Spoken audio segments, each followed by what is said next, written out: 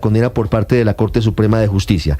Como le digo, Néstor, esto ocurrió el 22 de noviembre de 2019. Ese día, dice el documento de la Corte, aproximadamente a las 3 de la tarde, Daneidi Barrera Rojas, conocida en redes sociales como Chamita Chir o EPA Colombia por ser youtuber o influencer, cubriendo inicialmente su rostro con una capucha y después sin esta prenda, ingresó a la estación Molinos de Transmilenio, ubicada en la avenida Calle 51 Sur, entre las carreras 9ª y 7ª de esta ciudad, e hizo lo siguiente. Con un martillo que llevaba consigo, destruyó las puertas de vidrio, el dispositivo de lecturas de tarjetas, los equipos de recarga automática y la registradora de accesos a la estación. En los videos, que son 2 al final que EPA Colombia publica en sus redes sociales, que los estamos viendo en este ahí programa. los estamos viendo. Sí. ¿Qué dice ella ahí? Sé que me van a criticar porque siempre miran lo malo mío, nunca miran lo bueno. Pero bueno, mientras algunos están saqueando los negocios, que pueden ser de su mamá, de su papá o de algún familiar, yo estaba destruyendo lo que era del Estado. Sé que tampoco está bien hecho, pero esa es una de las formas en las que el pueblo se puede manifestar sin pasar desapercibido. Este video tal vez lo van a volver viral. Amiga, yo qué sé, tal vez alguna de sus familias que trabajan en el Estado tienen que recoger esto, pero ¿saben qué? El Estado tiene que invertir millones de lo que nos roban a nosotros para recuperar todo lo que estamos dañando. Transmilenio en su momento tasó los daños causados por EPA Colombia, por haber bloqueado la circulación de Transmilenio, por haber dañado los lectores de tarjetas, por haber dañado las estaciones, en 1.218 millones de pesos. Esos fueron los perjuicios tasados por Transmilenio. ¿Qué pasa después, Néstor? Inicialmente a ella le imputan cargos el 26 de noviembre de 2019, ella no acepta cargos. Sorpresivamente, unos días después, el 10 de diciembre de 2019, EPA Colombia va ante los jueces porque su abogado pide una audiencia y dice: acepto todos los cargos, incluido incitación para delinquir con fines terroristas. Lo que dice ahora su abogado es que no, que ella no estuvo bien asesorada, que no estuvo bien informada y que ella aceptó cargos sin saber las verdaderas implicaciones. Lo que hace la Corte luego es dar un detalle de por qué ella sí estaba plenamente informada y sabía las consecuencias de lo que significaba reconocer ese delito, que era el que estaba pidiendo su abogado que se cayera en casación en la Corte Suprema de Justicia. Los otros delitos que le endilgan son daño en bien ajeno agravado y perturbación en servicio de transporte público, colectivo u oficial. A ella la había absuelto en primera instancia la justicia porque la jueza en ese caso decía que esa instigación para delinquir no tenía fines terroristas, que lo que ella quería era monetizar sus cuentas en redes sociales, en tanto ella es una influencer. La Corte Suprema dice no, tal como lo dijo el Tribunal Superior de Bogotá, aquí hay evidentemente el delito de instigación para delinquir con fines terroristas, y luego viene una discusión muy interesante sobre la libertad de expresión, el derecho a la protesta, los límites normativos. Como se ha dicho, por supuesto, Néstor, la libertad de expresión no es absoluta y deja de ser lícita cuando a través de ella se propaga la violencia destructiva de bienes jurídicos personales o de uso público, entre otros, que es lo que hace al final EPA Colombia con eso que ocurre en el 2019. Luego viene específicamente el análisis de la Corte del delito de instigación a delinquir cometido a través de redes sociales. Y fíjese que la Corte dice que esa invitación a cometer un delito debe derivar clara e inequívocamente de las palabras empleadas o estampadas o de otros medios de comunicación utilizados por el sujeto activo. Aquí claramente ella dice: pues sé que estoy cometiendo un delito, e incita a quienes están viendo el video a que cometan el mismo delito. Y luego dice lo siguiente: de otro lado, a través de las redes sociales como Facebook y YouTube, se procura la reproducción y propagación del contenido del interés del titular, ojalá hasta llegar a la viralización de los mensajes que generan en los receptores diferentes reacciones, dependiendo de la aceptación e influencia del autor. Por ello, dice la Corte, la importancia de la responsabilidad con la que se emplean esos recursos tecnológicos y las consecuencias de quienes, sin reparos, los utilizan para la propagación de asuntos ilícitos. Los fines terroristas de la instigación a delinquir desplegada por EPA Colombia, Néstor, a través de redes sociales, dicen que incurre en terrorismo porque con su desarrollo comportamental, expresión verbal, gesticulación y actuación, instigó a que se cometieran delitos similares a los que estaban cometiendo ella o relacionados con estos. Y además de ello, ojo con este dato que es muy importante, porque tiene que ver con la importancia de las cuentas en redes sociales de las personas. Entre más seguidores tengan, más responsabilidad penal deberían tener si instigan a cometer un delito. Cuando se trata de mensajes difundidos por los medios de comunicación, entre ellos las redes sociales, las calidades y cualidades del emisor son importantes a la hora de medir el alcance del impacto que podrían tener las publicaciones o mensajes que difunden la actividad de youtuber o influencer. Por ejemplo, su fama, su credibilidad, la fidelidad de sus seguidores y el número de ellos, y la probabilidad de que el contenido creado y publicado tenga acogida según la situación actual de la región o comunidad a la cual se dirigen. Luego viene el contexto, Néstor. Dicen, no olviden que estábamos en pleno estallido social y los contenidos que publicó EPA Colombia generaron zozobra en la comunidad. Se citan 2 entrevistas que no tuvo en cuenta la juez de primera instancia de los vigilantes de la estación Tunjuelito, donde ellos dicen que efectivamente la influencer estaba instigando a la gente para que la siguieran destruyendo la estación. No solamente son los videos, sino que hay testigos de que eso estaba pasando en el sitio y de que ella lo estaba haciendo de forma reiterada. Como le digo, Néstor, la condena es 63 meses de cárcel, no habrá beneficio de detención domiciliaria contra EPA Colombia porque el delito tiene que ver con terrorismo y no hay beneficios. Y en ese mismo periodo... Ni beneficios por el hecho de que fue mamá hace pocos meses. No, señor. En la sentencia queda claro que ella no podrá tener el acceso a casa por cárcel o ningún otro tipo de beneficio. Y lo otro, Néstor, es que durante ese mismo periodo... Ella lo hizo, tendrá que pagar claro, por lo que hizo. Durante ese mismo periodo, Néstor, durante esos 63 meses, EPA Colombia tendrá que abstenerse de ejercer como influencer en redes sociales. Eso me parece, no puede salir desde la cárcel. Muy bien. Ricardo, gracias, una buena primicia. Felipe, conclusión de EPA Colombia. Esa mezcla de primera línea que habitaba en un rinconcito del corazón de EPA Colombia, esa mezcla de influencer queriendo ganar seguidores a punta de lo que sea, sin ninguna clase de consideración de carácter ético. Y esa mezcla, en tercer lugar, de aprendiz de terrorista que estaba en un lugar de su corazón, las tres que convergían en el mismo lugar, la Corte lo traduce en una conducta de carácter punible. Claro, y en consecuencia de eso quiere decir una delincuente. EPA Colombia, Felipe. Pero además recuerde usted... Condenada por la Corte Suprema de Justicia a 5 años de cárcel. Claro, pero además recuerde usted que EPA Colombia aceptó cargos. Ese es el problema. Es que aceptó cargos. Ese es el eje del tema. Ese no es el claro, problema, entonces cuando usted el juez le pregunta, ¿acepta usted no los cargos? Y usted dice, sí los acepto, pues bueno. Tiene que aceptar la condena también. Claro, pero y entonces, si usted aceptó cargos... Claro. Pero fíjese que la discusión es alrededor de que no se debe aceptar cargos en la imputación. Increíblemente esa es la discusión que están dando algunos, para muchos que se están rasgando las vestiduras diciendo es que EPA Colombia no es la misma persona que era en el momento en que rompió y vandalizó la estación de Transmilenio. Fíjese que la pena... Déjeme responderle a quienes están diciendo que EPA Colombia no es la misma persona. No jodas. O sea, vamos a ponernos serios, Felipe. Es la misma persona.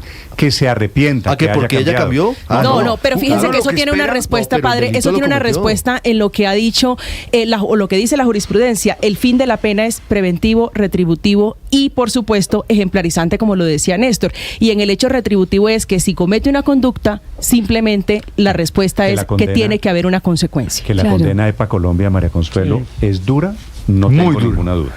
Que es ejemplar. Yo lo que espero es que sea así, que la justicia sea así con todos. Es lo único que me genera y que muchos deberían sentirse aludidos porque esto de la Corte contra EPA Colombia no es solo contra ella. Allí la justicia está enviando un mensaje alrededor de lo que es terrorismo, de lo que no es terrorismo en Colombia. Claro, y los hechos existieron.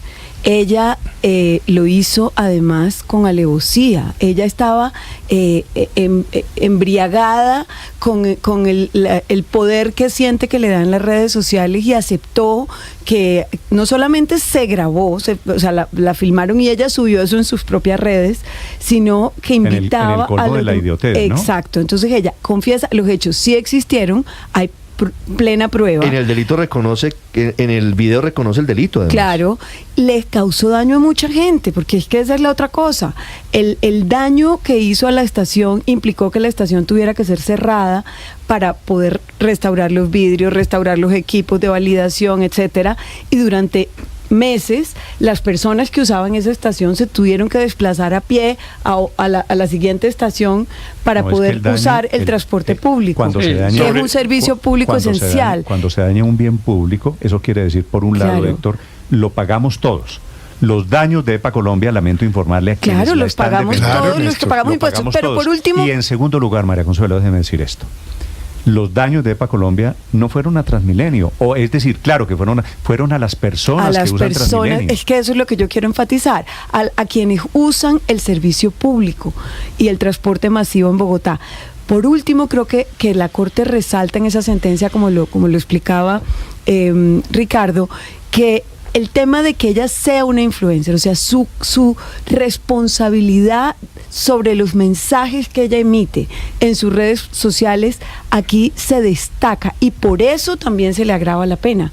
Si no hubiera tenido ese nivel de difusión, de pronto no estaría agravado el tema de que influye, de que dio un mensaje equívoco, pero que además lo que pretendiera incitar a que otros siguieran cometiendo. Lo dice Felipe, ya es oficial, lo dice esta mañana la Corte Suprema de Justicia. Me regañan aquí, Héctor, pero Néstor, ¿por qué lo regañan? Me regañan los seguidores de EPA Colombia. Pues porque EPA Colombia, Felipe, hay gente que la considera, muy a mi pesar, muy a mi sorpresa, la considera una influencer. Y a mí me parece que la lección al final de cuentas es quiénes son los influencers en Colombia. Esta señora tiene más de 5 millones de colombianos que están pendientes. ¿Y de cuándo acá un influencer puede violar la ley y que no le pase nada? No, Felipe, yo estoy de acuerdo con usted. Pero digo, ¿y la gente que la sigue tiene algún argumento para seguir esto? Es decir, este es el modelo de sociedad de influencia. Pero Néstor, mire, sobre la ocurrencia de los hechos y que esos hechos constituyen delitos, no hay discusión. Y las consecuencias que describió muy bien María Consuelo, pues tampoco. Todo eso pasó y pasó así, y efectivamente, pues la ley colombiana describe eso como un delito. La pregunta es, ¿cuál delito y cuál es la pena imponible? Esas son las dos discusiones. Entonces, la Corte Suprema y los jueces, pues, de instancia y el Tribunal Superior, en fin, todos los que han revisado este caso dijeron, cometió 3 delitos con una sola conducta, 3 delitos: un daño en bien ajeno, una obstrucción al servicio público de transporte y una instigación a delinquir, y le agregaron a esta última el calificativo de que era una instigación a delinquir con fines terroristas, porque no necesariamente la instigación a delinquir tiene fines terroristas. Claro, y entonces esa es la clave. Ese calificativo último es el que aumenta la pena, es el que hace que no tenga derecho a beneficios de la situación en prisión, en fin. Esa es la circunstancia especial, y sobre eso hay una discusión jurídica. Yo no sé si la decisión de la Corte fue unánime. En el Tribunal Superior no fue unánime. En el Tribunal Superior 1 o 2 magistrados salvaron su voto y dijeron ahí no había fines terroristas en la instigación. Había instigación, pero no fines terroristas. Héctor, y después la otra discusión ya es una discusión... Solo un salvamento de voto de la magistrada Miriam Ávila, salvamento parcial de voto. En la Corte Suprema. En la de los 9 magistrados, 8 firmaron. 8 estuvieron de acuerdo y uno salvó el voto, que me imagino que fue sobre esta misma discusión. Y la otra discusión que hay, sí, ya es una discusión de abogados penalistas. Vi que, por ejemplo, el doctor Iván Cancino estaba señalando lo que decía María Camila, de que había sido un error, digamos, en la estrategia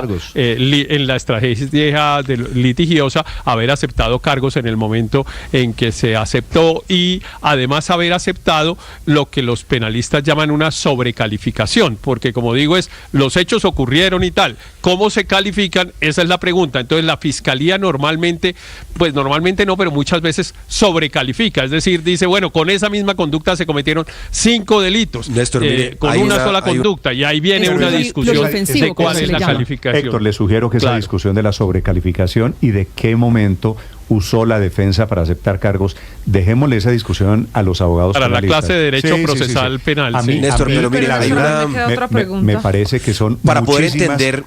Luis Ernesto, me parece que son muchas diferentes a las del derecho penal las lecciones que deja el tema de EPA Colombia. Claro. Porque mucha gente estaba en el paro con el propósito de la protesta social, justificando este vandalismo. Mucha gente se levantó. En ese momento ustedes pueden ver, Felipe, el video de EPA Colombia haciendo los grafitis. Es que, Néstor, vale la pena ver ese video para entender hoy la pena. Ella se dejó instrumentalizar por la izquierda, ¿no? El grafiti decía Duque HP, que la Corte de los Mire, Néstor, vale la pena ver ese video. Vale la pena ver ese video. No, pero la Corte también tiene en cuenta ese segundo video. Ojo. Son dos videos. Pero Néstor, mire, vale la pena, para entender la condena, vale la pena revisar ese video. Luis Ernesto, ¿usted era secretario de gobierno en Bogotá en ese momento? No en ese momento. Esto era gobierno Peñalosa. Eso era terminando la alcaldía de Peñalosa. Exacto, yo era gerente de Transmilenio. En los últimos meses. En noviembre del año 2019. Cuando ya estaba arrancando, en ese momento llevaba 4 o 5 meses el gobierno Duque y estaba terminando la gestión de Enrique Peñalosa. Recuerden ustedes que eso termina con estos señores de primera línea, los amigos de EPA Colombia, metidos hasta el sótano de la alcaldía de Bogotá, con el intento de hacer, en realidad intentaron un golpe o lo más cercano que usted se puede imaginar a un golpe. Fue muy fuerte en ese momento la imagen de una Colombia literalmente encendida. Luis Ernesto, señor. Néstor, mire, vale la pena escuchar lo que decía EPA Colombia en ese video, porque por supuesto muchos que hoy escuchan la sentencia, que es muy severa, sin lugar a dudas, son 5 años de cárcel, no puede tener beneficios justamente porque es un delito de terrorismo, no puede tener casa por cárcel, seguramente a pesar de que tenga su hijo. Es decir, claro que es una durísima sentencia, es una durísima lección, pero vale la pena volver a escuchar lo que decía EPA Colombia, que es muy importante para entender por qué ese rol de instigación realmente aplica acá. Ella decía en su video, mire, es que hay que destruir y hay que vandalizar estos bienes para llamar la atención, para que nos escuche Duque, para que entiendan, y además, y entonces ella misma dice, y yo sé que eso no está bien, y esto va a costar una plata, pero eso es menos de la plata que se roban. Es decir, era toda una apología al vandalismo.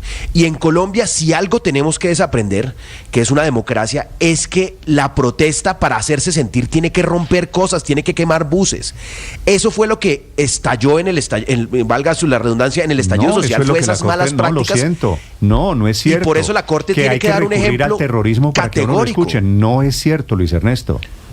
No, de acuerdo, no es cierto. Y por eso es que el ejemplo que quiere dar la Corte con EPA Colombia es demostrar que injusto. Eso es absolutamente inaceptable y tenemos que desaprender esa idea equivocada que para hacernos sentir tenemos que romper o destruir. Usted lo pone en términos poéticos, que tenemos que desaprender. No, yo le traduzco. Tenemos que no aceptar el carretazo que salió y castigar al que lo hace. Es que no todos hacemos eso. Aquí de que el terrorismo y de que vale atacar estaciones de policía y que vale mutilar gente y que vale atacar a la policía. Al final de cuentas, este es un recorderis, padre, de lo que pasó en esa época. Me parece que un poquito también mal bautizado estallido social. No, yo le pregunto, ¿quién es el autor intelectual de esto? ¿O quiénes son? Porque es que a mí sí me suena un poco injusto que solo sea a EPA Colombia, que creo que, ella misma aceptó cargos, pero estoy pensando en que eso fue toda una estrategia. Estoy pensando en que mucha gente ha dicho, nosotros lo hicimos. Padre, no sé. Usted pregunta... No lo sé. Usted pregunta socarronamente. ¿Está pensando en Gustavo Bolívar, padre? No lo sé. Hay condenas por gente que recibió dinero del ELN y de grupos ilegales que financiaron parte de eso. Las disidencias y el ELN fueron uno de los caldos de cultivo de ese estallido social. ¿Hubo una protesta social? Seguramente justa. Legítima y válida. Mi respuesta es sí. El gobierno en ese momento dio un papayazo gigante, Felipe, con una reforma tributaria que estuvo muy mal diseñada. Pero eso fue antes de la reforma tributaria. Ya voy para allá. Esto lo que prueba es que las protestas se estaban organizando. Esto fue 5 meses, Felipe, 5 meses antes de la presentación de la reforma tributaria. Entonces, ¿había razones para protestar? Sí. ¿Había una reforma tributaria? Sí. Pero también aquí hubo manos, déjeme decirle, de grupos guerrilleros que intentaron pescar en el río Revuelto. Y desestabilizar el Estado. Está aprobado. Si usted se acuerda, Felipe, aquí hubo manos de narcotráfico, porque le pagaban a la gente de primera línea. Aquí hubo intereses políticos de un proyecto político que se montó sobre la base de esto, del famoso estallido social. Proyecto político que hoy es el que nos gobierna. Vamos a descubrir ahora que detrás de las protestas estaba, Felipe, Petro y Bolívar y compañía. No es una ya novedad. lo sabíamos. Sí, pero eso no son delitos, ¿no? No. Eso no son delitos. Como ustedes lo estaban describiendo en esa conducta, durante esa época, digamos, durante ese contexto, pues ocurrieron unas cosas que son legales, legítimas, y otras que pueden haber sido delictivas. De hecho, como lo recordaba María Camila, no es solo a EPA Colombia a la que se le ha condenado por haber cometido delitos en ese contexto. Hay varias otras personas, no muchas entiendo, pero varias otras personas a las cuales se les ha condenado por eso. Bueno, ahí hay un revoltoso famoso que tal alias vez 19. Luis Ernesto se acuerda el nombre, alias 19, que está condenado además en una pena bastante alta, porque pues ese cometió delitos, no sé si alcanzó al homicidio, pero efectivamente pues atacaba físicamente a las personas y en fin. Entonces esas personas pues tienen derecho, pero sí surgen unas discusiones, Néstor, sobre el tema, no tanto de la estrategia penal, pero sí sobre una discusión que es eterna sobre la justicia de las penas y el carácter de las penas y etcétera, que es aquí, de qué sirve tener a EPA Colombia 5 años en la cárcel. Esa es una pregunta válida y que pues habrá opiniones. Hay algunas personas que han dicho, por ejemplo, aquí se ha debido imponerles la justicia restaurativa, la persona debía haber pedido perdón, había debido dar el dinero para reparar los daños que cometió, deberían haberle puesto otro tipo de cosas. Sí. Bueno, en eso había mucha gente. Incluso recuerde usted, Néstor, que Álvaro Uribe la recibió en su casa, ¿no? Claro. Amiga, no sé qué, sí, decía la frase polémico. De entonces. Pero Héctor, en ese análisis... Que era un poco de si la sociedad pues acepta, Héctor, que unas personas en ese análisis hay digan, mire, qué pena, cometí mal una cosa y la reparo. Eso de que la pena para qué sirve, esa es una discusión desde que en ese análisis, siempre, Néstor, otra pregunta. Para resocializar o para mandar un mensaje. Una pregunta, si en este proceso, no sé si Héctor o si Ricardo nos puedan ayudar a aclararla, en este momento, en esta etapa oyentes, en la que va EPA Colombia, que ya está en la lectura además aquí ante la Corte, ¿se tiene en cuenta que es mamá, que tiene una bebé de 9 meses, Héctor, o eso ya con esta decisión tomada no se tiene en cuenta? Porque es que EPA Colombia acaba de ser mamá, tiene una bebé y es otro de los argumentos también de ella misma. La Corte es clara en la sentencia, en el punto 3 del resuelve, diciendo: ratificar la negación a Daneidy Barrera Rojas de la suspensión condicional de la ejecución de la pena y la prisión domiciliaria. Ahora, los encargados de definir dónde va a pagar la pena son los jueces de ejecución de penas y medidas de seguridad. Entonces no sé si eventualmente ahí tenga alguna posibilidad, pero la Corte le cierra la puerta. Están en una audiencia en este momento, están leyendo la sentencia y ahí veo a EPA Colombia conectada. Ya desde la cárcel, la defensa de EPA Colombia está pidiendo esta mañana que la manden a una guarnición militar. Vamos, me iba a decir Aurelio. Sí, Néstor, es que yo creo que hay otro aspecto y es la reivindicación de la protesta pública y pacífica. Porque no podemos ser, como dicen por ahí en la zona antioqueña, ochas con todos los marranos. Es decir, aquí hubo un grueso de la población que salió a hacer protestas públicas y pacíficas, tanto en el 2019 como en el 2021. Y a mí me parece que es sano, en buena medida, que el vandalismo que pretende permear estas protestas tenga su tate quieto. Es decir, reivindiquemos al tenor de este fallo, de esta sentencia, a la protesta pública y pacífica y hagamos una clara discriminación entre quienes infiltran la protesta en aras de convertirla en actos de vandalismo, en actos de aventurerismo extremo izquierdista, al grueso de la protesta pública y pacífica que se debe conservar, Aurelio, que se debe consagrar y que se debe defender. Me escribe Gustavo Bolívar. Felipe, leo su mensaje porque acabo de mencionarlo y dije que Bolívar y el proyecto político en ese momento de la oposición también estuvo detrás de eso. Es realmente lo que yo creo, me parece que eso es innegable.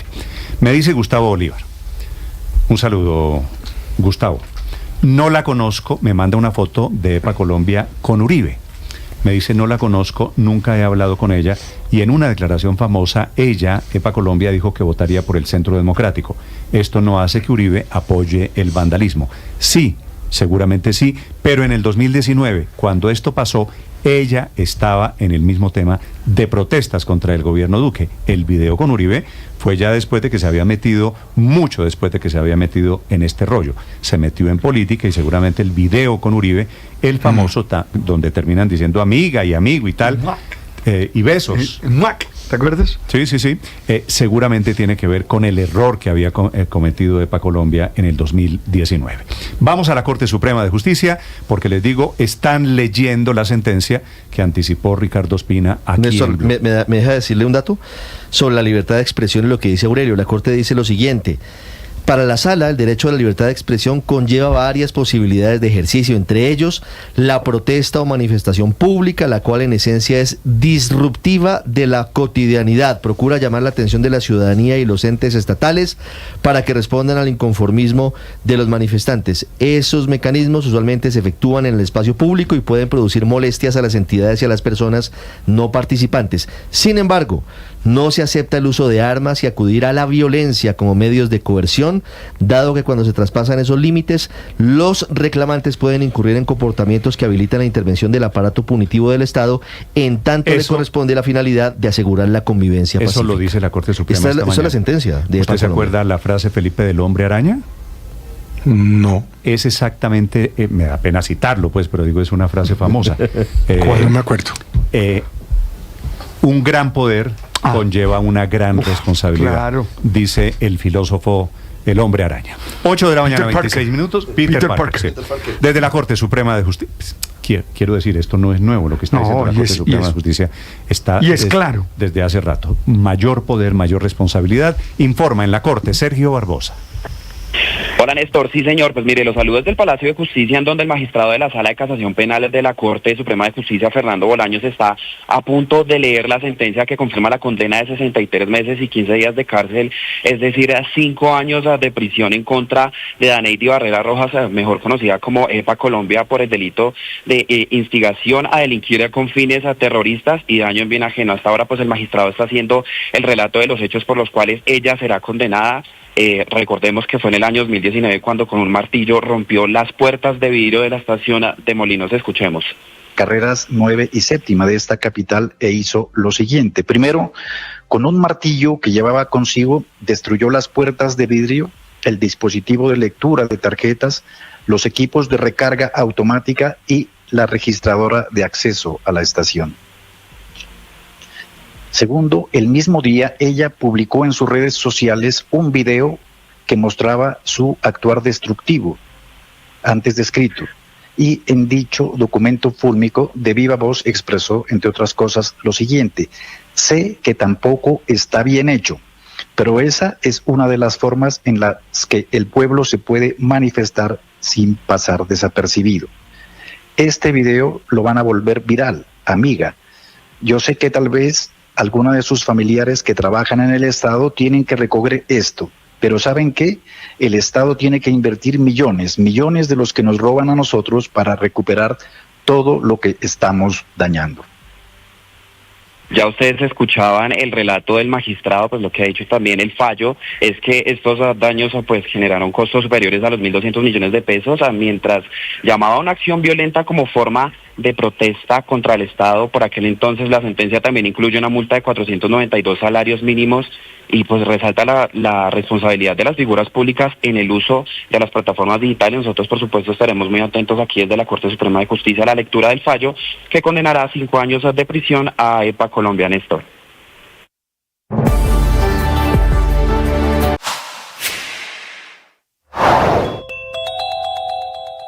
Tres nuevos impuestos que el gobierno anuncia se van a cobrar en Colombia a partir de ya, producto de la conmoción interior decretada por la crisis de orden público en el Catatumbo norte santandereano. No se han publicado todavía los decretos, pero el Ministerio de Hacienda ya los socializó ante el Congreso de Colombia. Dice que espera recoger 1 billón de pesos, todos impuestos fáciles de recaudar, de recaudo inmediato. Habrá impuesto a los juegos de suerte y azar en Internet, es decir, a las apuestas en Betson o en Codere o en Rivalo o en WePlay o en Samba, que son las grandes casas de apuestas digitales en Colombia, plataformas que se usan para apostar en deportes, pero en realidad para apostar en todo. El gobierno espera recoger allí 519.000 millones de pesos. En estos días he terminado de escribir un libro. Lo voy a publicar en la Feria del Libro de Bogotá. El tema es la esperanza. El tema es la resiliencia. Y fundamentalmente tiene 4 momentos. Resistir, porque hay que dar la batalla. No nos podemos quebrar fácilmente. El segundo, doblarse. Hay momentos en que toca soltar y adaptarse. El tercero es romperse, cuando hay una nueva manera. Y el cuarto es restaurarse. Y restaurarse siempre es consecuencia de tomar la decisión de reorganizar la vida y levantarse. No tenerle miedo a levantarse, a mirar hacia adelante, a poner la mirada en el propósito, a llenarse de fuerza, a llenarse de ganas y de dar lo mejor. Hoy te quiero invitar a ti a ser fuerte, a dar la batalla, a restaurarte, a sanar heridas y a confiar. Tú sabes.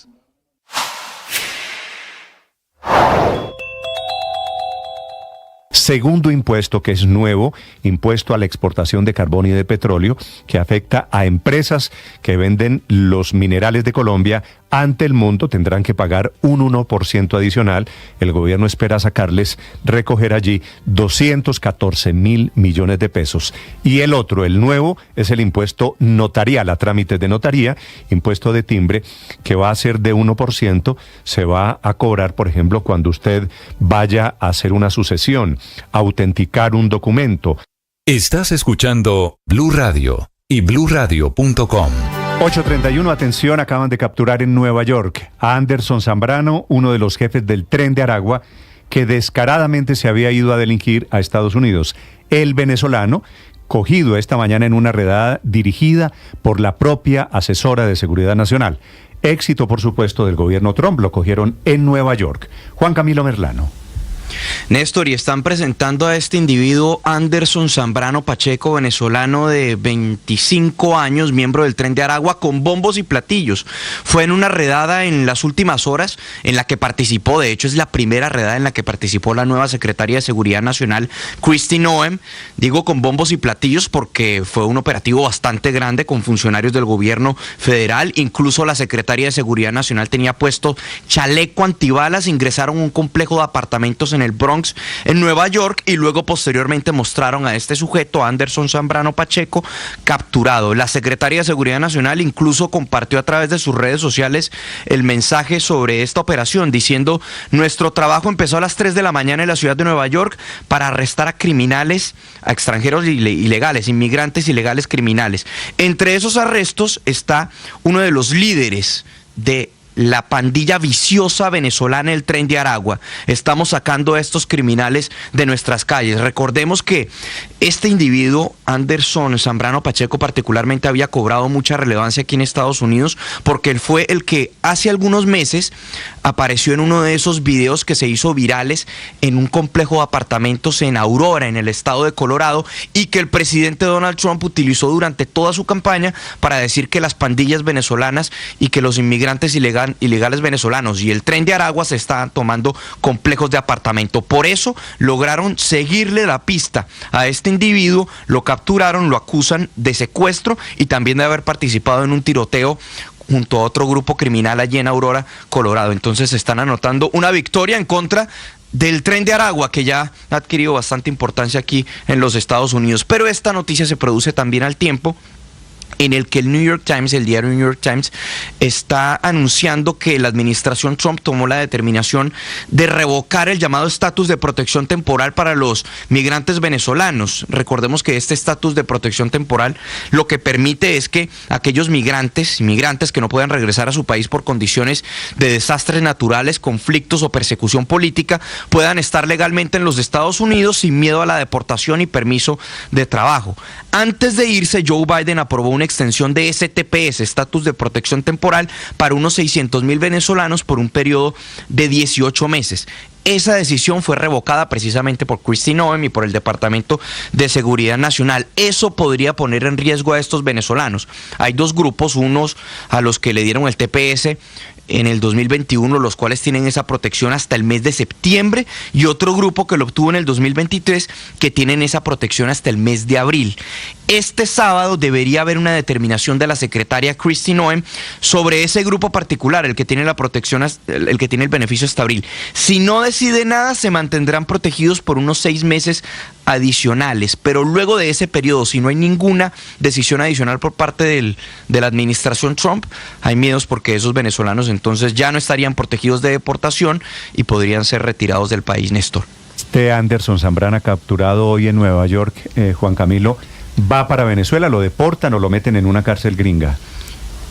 Tiene delitos aquí en Estados Unidos, Néstor, entonces seguramente tiene que cumplir con su pena aquí en Estados Unidos primero y luego sería deportado, aunque también puede existir la posibilidad de que sea deportado, pero recordemos que eso tiene que ser definido porque están tratando de determinar a dónde van a deportar a los venezolanos. Hay un acuerdo que se está trabajando con El Salvador que supuestamente anunciaría el secretario de Estado Marco Rubio en la gira que va a realizar en Centroamérica en los próximos días, donde El Salvador se comprometería a recibir a venezolanos deportados, pero también en las últimas horas uno de los consejeros del presidente Trump, Stephen Miller, dijo que esperaba que Venezuela recibiera a todos sus nacionales deportados. Entonces, sí, pero por otro lado, escucho que la congresista, la republicana de Florida, María Elvira Salazar, está diciendo que sabe, ella muy conectada con Marco Rubio, con el partido en Washington, que Trump tiene intenciones, si Maduro no los recibe, que se los manda a las cárceles de El Salvador de Bukele, de Nayib Bukele, el presidente salvadoreño.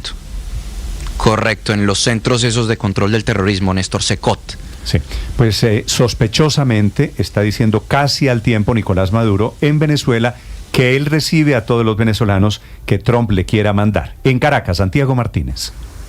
Sí, Néstor, Nicolás Maduro, pues buscando mantener viva una razón que permita cierta relación entre Caracas y Washington, pues el gobierno no pone trabas, o su gobierno él mismo no pone ni trabas ni condiciones para recibir a los migrantes que la administración Trump decida deportar. De hecho, Nicolás Maduro, un tanto emocionado, pues afirma que los recibirá, como tú decías, con los brazos abiertos, a todos con los brazos abiertos, que acá se les quiere, que aquí hay amor para ellos, que acá pueden quedarse, volver, regresar, trabajar por el país e incluso rumbear. Maduro, pues que las pocas veces que habla de migración insiste en que de Venezuela en los últimos 10 años se han ido no más de 2 millones de venezolanos, es decir, él no da por hecho de que sean 7 u 8 millones de migrantes, solamente 2. Insiste ahora que ese total ya han vuelto 1,2 millones, es decir, más del 50%, y que las puertas siguen abiertas para todos en relación, obviamente, a este tema de la deportación de venezolanos desde Estados Unidos. Un llamado, además que coincide con este anuncio, este aumento de las deportaciones y luego también de 4 días después de lo ocurrido entre Estados Unidos y Colombia. Escuchemos. Porque nosotros sí le decimos a nuestros migrantes, queremos que vuelvan para que sean felices aquí, para que vengan a emprender, a trabajar, a construir en su tierra, que lo que hacen en su tierra quedará. Les quedará a ustedes, les quedará a sus hijos, para que vengan aquí a cantar, a bailar, a rumbear, a trabajar, a estudiar, a hacer patria. Nosotros sí queremos que vuelvan. Si por allá no los quieren, nosotros sí los queremos, con amor, y abrimos nuestros brazos. Es decir, Nicolás Maduro no pone ningún tipo de condición, Néstor, para el regreso de estos venezolanos, y resaltar que para el gobierno, por culpa de estadounidenses que justamente impusieron en el primer gobierno de Donald Trump, es que pues se vio muy gravemente afectada la economía, y eso generó pues la altísima migración, y por eso ahora pues los quiere recibir, como dice él, con los brazos abiertos. Néstor. Estás escuchando Blue Radio.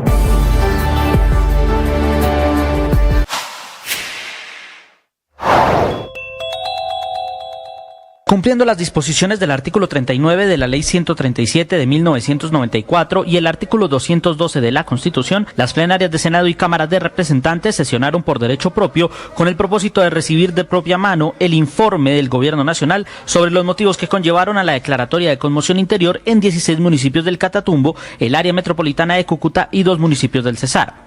El ministro del Interior, Juan Fernando Cristo, lideró la presentación, resaltando que los únicos responsables de esta escalada violenta, que ya lleva más de 47.000 desplazados, son los integrantes del ELN, que aunque estuvieron preparando una acción sistemática y deliberada, sus ataques a la población civil ocasionaron una escalada imprevista. Es por esto que, según el ministro Cristo, se deben garantizar los recursos mediante el estado de excepción para que se cumpla el pacto por el Catatumbo, que tiene un costo de 4 billones de pesos y que tiene como prioridad el control militar, la presencia estatal, la atención de la crisis humanitaria y el pago de la deuda histórica con la región.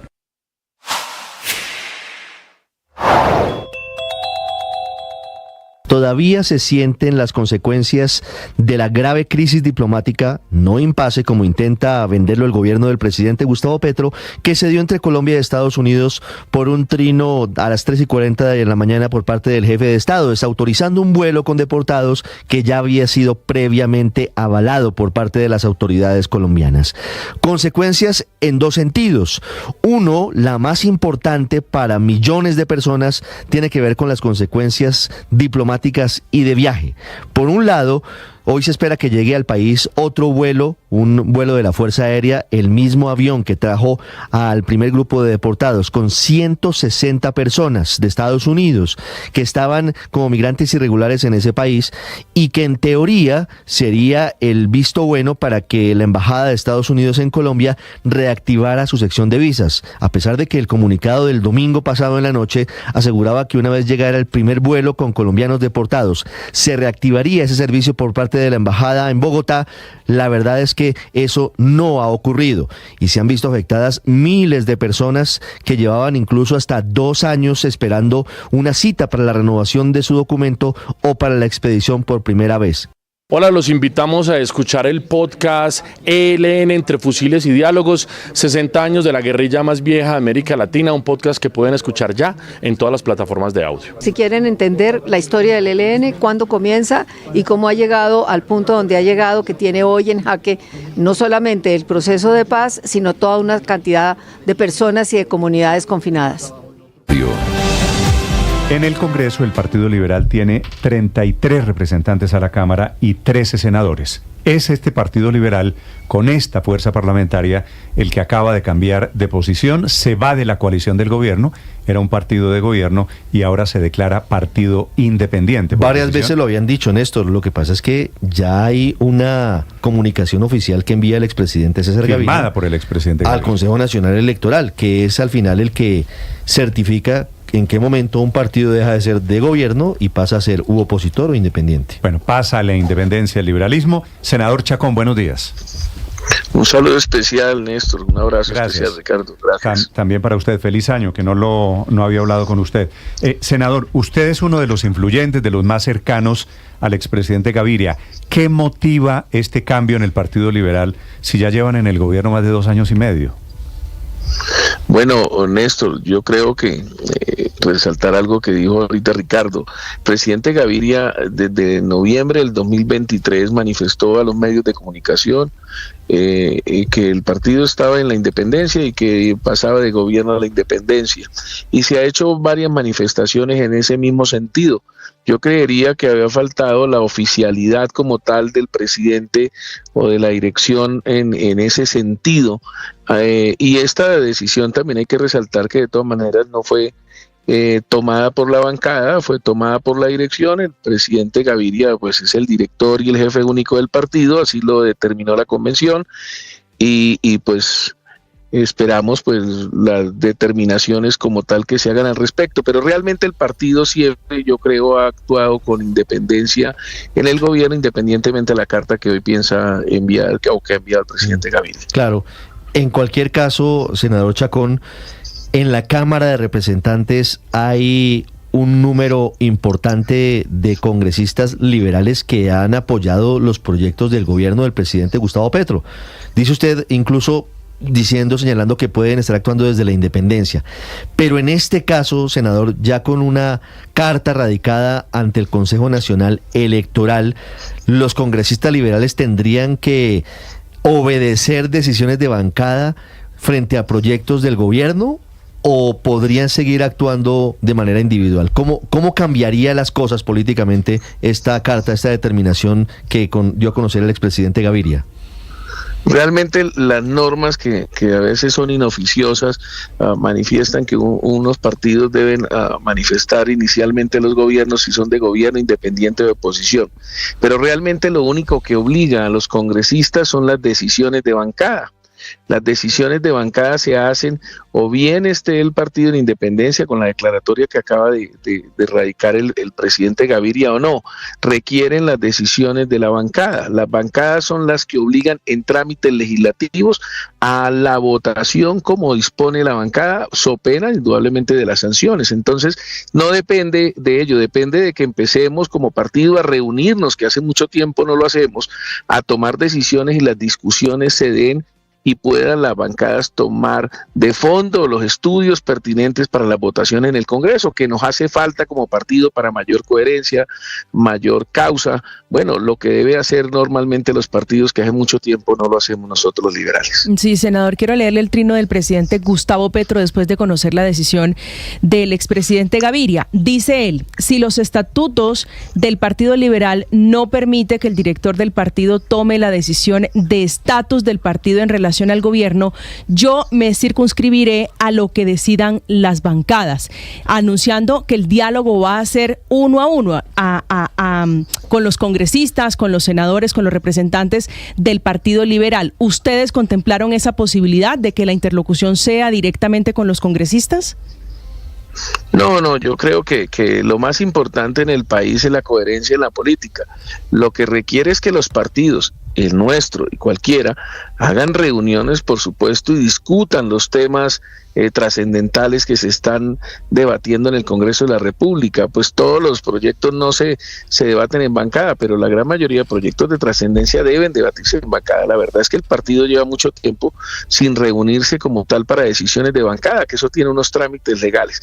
El partido viene y debe seguir haciéndolo, tomando decisiones. Si le conviene al país y socialmente le conviene a la gente más humilde, a la más necesitada, como debe ser la coherencia del partido, acompañar al gobierno en temas sociales. Si afecta a la institucionalidad, creemos que no le hace bien al país, que afecta todo lo que hemos construido a través del tiempo, pues seguramente tendré el partido y tendremos que hacerlo, así sea individualmente, que es ser coherentes y votar contra esos proyectos que puedan afectar la institucionalidad de Colombia. Esa es la coherencia que debemos tener. A propósito de coherencia, tengo entendido que la ley prohíbe que el gobierno le dé cuotas burocráticas, le dé mermelada a partidos que están en la independencia, ¿cierto?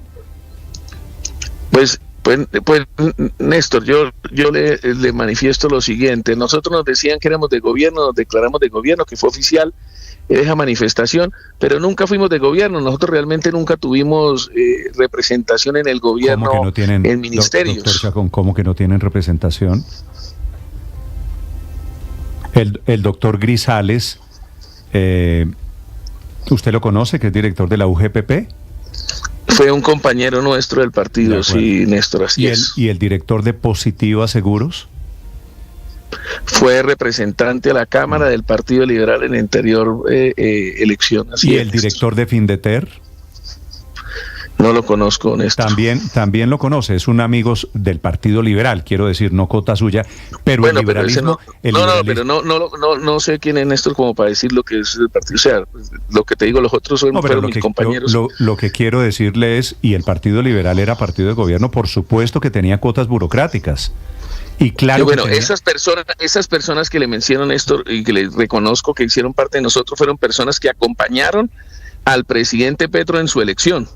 Yo no lo acompañé, pero esas personas que hicieron parte del gobierno además acompañaron al presidente Petro en su elección. Y esto fue mermeladita para el liberalismo. Mi pregunta es, ¿van a renunciar a las cuotas políticas, a las cuotas burocráticas que tienen en el gobierno, o esto se queda en un papel diciendo nos vamos para la independencia, pero seguimos teniendo la mermelada por debajo de cuerda? Bueno, Néstor, yo creería además que el partido como tal, la independencia que ha manifestado el presidente Gaviria desde el 2023, noviembre del 2023, y que hoy la ratifica con una carta, que no ha sido una decisión de bancada, pero pues es el director del partido y ha hecho esa manifestación, pues necesariamente tendrán que tomar de decisiones en el partido, pero la libertad del presidente de designar su equipo de colaboradores no corresponde al partido, le corresponde a la libertad que tiene el presidente, así lo hacen los demás. Eso lo entiendo, pero no puede ser inocuo que el Partido Liberal se vaya del gobierno. Si el Partido Liberal se va del gobierno, yo lo que entiendo es que hoy, en este momento, deberían estarse produciendo unas renuncias, por la coherencia que usted mismo me dice. Pues yo pienso igual, Néstor, y pienso lo siguiente: también cuando fuimos de gobierno debimos estar en el gobierno, debimos haber tenido representaciones, pero en los ministerios para ser parte de un proceso del gobierno, y tampoco lo tuvimos estando en el gobierno. Entonces, ¿usted conoce, así se maneja la política en este país. ¿Orlando Velandia? Orlandito Velandia, sí lo conozco, fue compañero representante de nosotros y fue candidato al Senado. Es el presidente de la Agencia Nacional de Hidrocarburos, Es que muchos parlamentarios que se quemaron en las elecciones de sonaba como ministro de Minas de hace 3 años eran liberales quemados y aterrizaron en el gobierno. Usted y yo lo sabemos. Sí, ese sí, señor, así es, Néstor. Ese yo le reconozco los que conozco y han sido nuestros compañeros. Suya, pero usted es el que me está predicando aquí coherencia. Yo puedo suponer que Velandia y todas estas personas van a renunciar hoy, no tienen otro camino. Bueno, pues ese era un camino que deberán tomar ellos, determinar, y aquellos que ayudaron a sus designaciones, y el presidente será autónomo de su decisión. Una duda, senador. Orlandito y Grisalitos y todos los... Néstor, ¿Guillermo García Realpe sigue siendo liberal? Pues fue nuestro compañero senador, pero como le digo, muchos de ellos que están en el gobierno él hoy es el presidente de la Junta Directiva de Ecopetrol, ¿no? Entre otras. Y acompañaron a Petro, fueron parte de su equipo de trabajo, y en el partido, como no tomó decisiones sobre el candidato real oficial en La Libertad, muchos estuvieron con Petro y esos hacen parte también del gobierno. Pero el liberalismo ha recibido, sí, usted me dice que no, pero yo sí tengo muchos ministros liberales que han recibido cuotas en el gobierno. ¿O Cecilia López no era liberal? Sí, ella, bueno, Luis Fernando Velasco, Velasco no era liberal. Sí, claro, y anterior senador nuestro no es liberal. Bueno, Juan Fernando ya tiene en marcha, pero siempre ha sido un gran liberal, por supuesto. Sí, por eso, es decir, el Partido Liberal ha estado cogobernando durante 2 años y medio. El ministro de Justicia, Néstor Osuna, hablando de representación, ¿no era liberal? Bueno, es que todo el mundo aquí dice que es liberal. El presidente Petro también dice que es liberal, ¿no? Lo manifiesta que es un gran liberal, no el liberalismo, pero liberal. Que el doctor Osuna, que me pareció un buen ministro, fue postulado por el expresidente Gaviria. Bueno, eso no lo conozco, Néstor, la verdad. Sé que lo llevaron al apartamento, lo llevaron el presidente Gaviria, y estuvo también la señora ministra de vivienda, Velasco, pero claro, todos saben que ellos no eran, pero sabemos que ellas no eran pues eran muy cercanas al presidente. Velasco, usted sabe que tuvo una incidencia en esa campaña y fue muy cercano al presidente Petro en su campaña, pero sí, es un gran liberal, así es, Néstor, no lo puedo negar. Mire, doctor Chacón, le hago una pregunta final. Este cambio quiere decir el liberalismo que ha estado ahí. Lo que quiero decir con todos estos nombres es el Partido Liberal, con personas muy importantes, de frente unas, otras no tanto, ha estado cogobernando. En este cambio de que el Partido Liberal se va del gobierno, doctor Chacón, ¿tuvo algo que ver la amenaza de Estados Unidos de quitar visas el domingo o es casualidad?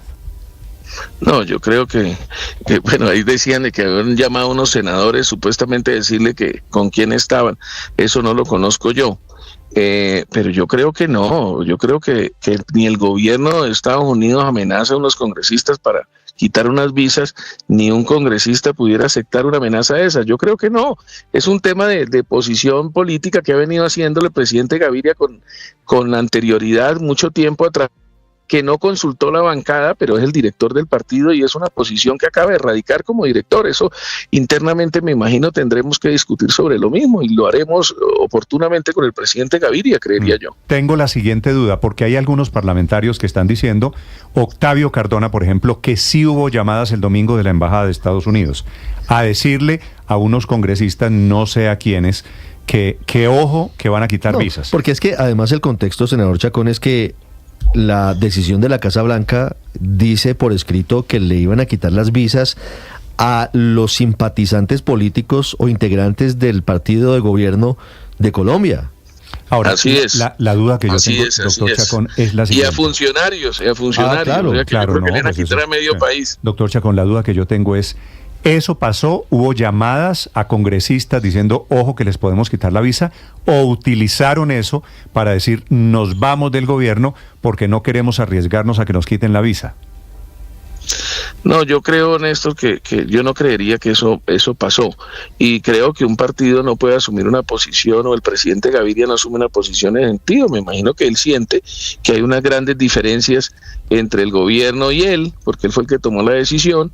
Es el director del partido, no se consultaron, no hubo reuniones de bancada, por eso yo le digo, terminaremos hablando con el presidente Gaviria, seguro convocará una reunión, esperamos que lo haga y habrá una discusión sobre eso, pero es la carta que radicó el presidente, manifestaciones que ha hecho desde noviembre del 2023 de que el partido está en independencia.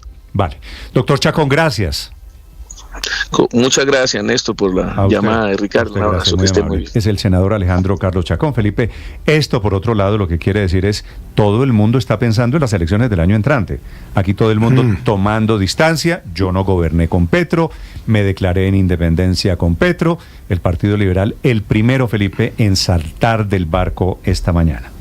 Pero yo Néstor, creo que sí tiene incidencia el tema de las visas. No, es decir, que no lo van a decir ni lo van a confesar. Ya usted habló de algún parlamentario que dijo, sí, yo he recibido unas llamadas recibí una llamada y tal. Lo que dijo Felipe, para que haya claridad, el doctor Cardona, Octavio Cardona, que es un representante, un parlamentario liberal, lo que dijo es, sí sé que hubo llamadas, a mí no me llamaron, pero él dice, sí hubo llamadas a la gente del Partido Liberal. Y obviamente sería vergonzoso, ¿no? Ojalá no haya pasado, no, sería de una indignidad. Pero además, Felipe, sería de porque una es que renuncian a la mermelada histórica para que no les quiten las visas. El expresidente Gaviria cita como una de las causas en su comunicado la crisis diplomática con Estados Unidos. Con Estados Unidos. Claro. Sí, bueno, puede que la crisis diplomática, pero espero que eso no haya pasado y que la decisión no esté mediada por el miedo a perder una visa, porque eso sí sería una situación de indignidad de un partido histórico como el Partido Liberal, realmente repugnante es la palabra que yo diría, porque me parece bien que el Partido Liberal se declare en independencia y si quiere hacerlo de declararse en oposición también, me parece bien. De hecho, como lo han dicho los congresistas y lo acaba de decir el senador Chacón, el partido en realidad ha funcionado como un partido independiente, pero además dividido también, que es otra cosa que hay que reconocer. El partido ha estado dividido en relación con el gobierno de Petro. Hay prácticamente la mitad de los congresistas, un poco menos de la mitad, están en la oposición y la otra mitad están en la colaboración. Esas cuotas que usted mencionaba, Néstor, pues son de personas que han, pues de la colaboración es formar parte del gobierno, sí, así se llama cuando un partido forma parte del gobierno. Colaboracionistas les dicen incluso en sentido peyorativo. Departamento de mermelada. En sentido peyorativo, pero hay todas esas personas que usted mencionó son personas que han sido propuestas por ese sector del Partido Liberal. Entonces, lo que hay que reconocer es que el Partido Liberal no está unificado en relación con el presidente Petro, sino al contrario, está profundamente dividido, y lo que creo que hay también que reconocer es que la declaración de ayer no cambia para nada esa circunstancia. Los que han estado colaborando van a seguir colaborando y los que han estado en la oposición van a seguir en la oposición. Héctor, ¿no tienen que renunciar los que están en el gobierno, los liberales que están en el gobierno? Hay unas cosas legales que habría que mirar. Usted, por ejemplo, mencionó a los ex representantes Grisales y Correa, que yo creo que serían los únicos que podrían tener alguna discusión jurídica. Hay un señor Muñiz que dicen que es de cuota liberal en Findeter. Ese señor no, la porque la verdad nunca ha estado en sí, puede ser que lo haya postulado eso que llaman las sin piedad, que son las 9 representantes a la Cámara que han estado colaborando con el gobierno, 9 mujeres. Pero él no ha formado parte, digamos, del partido, no ha sido congresista, no ha sido candidato, no ha estado en la... sí, puede ser cuota, pero estoy ya refiriéndome a los términos estrictamente jurídicos, Aurelio. Entonces, para contestarle a Néstor, si me lo permite, Aurelio, tal vez tendrían eventualmente que renunciar o estarían en discusión los nombramientos de Correa y de Grisales, que fueron representantes a la Cámara hasta el 7 de agosto hasta el 20 de julio del 2022. Héctor, después los otros sí. Pues aquí no. Como estamos en Colombia, Felipe, en el país de los santanderismos, habrá la discusión jurídica. ¿Tienen que renunciar los liberales que están en el gobierno? Mi opinión, mi impresión es que sí. Y la otra es la discusión política de por qué se va el Partido Liberal después de haber estado 2 años y medio en el gobierno, y esas serán las consecuencias que anuncia el presidente Pues es que eso Petro. tiene la explicación. Pero que usted entonces dio, les van a empezar... por un lado, y es pues que estamos en año preelectoral. Y por el otro lado, el tema de las visas. Es que eso no. Pero yo no entiendo por qué seguimos hablando del Partido Liberal. ¿Cuál Partido Liberal? Bueno, Felipe, pero les van a empezar a pedir carnet. Todavía tienen una representación grande. Sí, Néstor, Néstor, eso del Néstor, Partido Liberal de otras épocas no quedó nada. No menosprecia a este Partido Van Liberal, donde el Felipe. señor Muñiz. Le repito, 33 representantes a la Cámara, 13 senadores. Esto inclina cualquier votación. Irse del gobierno. No, en el Congreso sí. No, por eso, no. De es que hecho, tiene la pensional y lo que pasó de la Néstor, reforma a la salud fueron apoyadas Y por si el hay Partido decisiones de Liberal. bancada en contra Néstor, de proyectos del gobierno, tienen que respetar las decisiones de bancada. Pero Es decir, entonces van a eso sí ir puede donde el salirle señor mal Muñiz. al gobierno. Señor Aurelio. Van a ir donde el señor Muñiz de la Findeter y le dicen, muestre el carnet del Partido Liberal. No tiene carnet, listo, quédese. No, esto no funciona así. Es evidente que que el Partido Liberal en su conjunto, le voy a poner el mejor ejemplo. Juan Pablo Gallo, el de Risaralda, uno de los, digamos, alfiles más cercanos de César Gaviria. No lo acabaron, no está en la Corte Suprema de Justicia por estar recibiendo contratos supuestamente para apoyar los créditos en la Comisión Interparlamentaria. Y entonces dicen, yo siempre he estado en la oposición, pero bueno, mire, es decir, el Partido Liberal ha estado pegado de la burocracia y del presupuesto del gobierno Petro. Eso no es innegable, ni hay que hacer un listado para que no entremos a hablar de las representaciones departamentales en las entidades regionales. Vaya, averigüen el bienestar familiar de un lado, el SENA del otro, etcétera, el Ministerio del Trabajo. No quiero, llenos Aurelio, de burocracia.